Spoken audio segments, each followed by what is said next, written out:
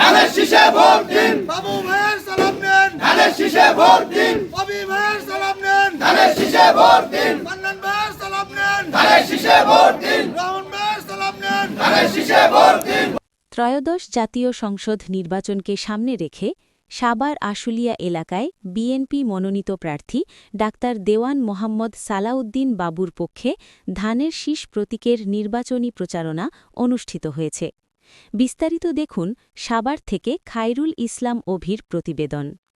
বুধবার বিকেলে সাভারের মজিদপুর চৌরাস্তা থেকে শুরু হওয়া এই প্রচারণায় বিএনপি ও অঙ্গ সংগঠনের নেতাকর্মীরা ব্যাপক গণসংযোগ ও লিফলেট বিতরণ করেন। প্রচারণায় নেতৃত্ব দেন যুবদল নেতা ও সাবেক সহ-সাংগঠনিক সম্পাদক সাভার পৌর ছাত্রদলের ইউসুফ আহমেদ। মজিদপুর চৌরাস্তা থেকে দিঘির পাড় ইমানদীপুর সহ আশেপাশের এলাকায় ধারাবাহিকভাবে গণসংযোগ চালানো হয়।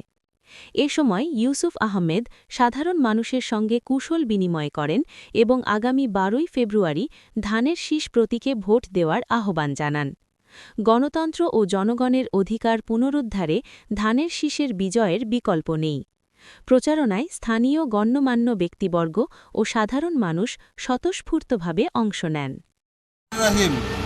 আসন্ন জাতীয় সংসদ নির্বাচনে ধানের শীষ মনোনীত প্রার্থী ডাক্তার দেওয়ান মোহাম্মদ সালাউদ্দিন বাবুর পক্ষে ধানের শীষে ভোট চাচ্ছি এবং প্রতিটা মহল্লা পাড়া এলাকার সব গরিব অসহায় এবং সবার কাছে আমরা ধানের শীষে ভোট চাচ্ছি।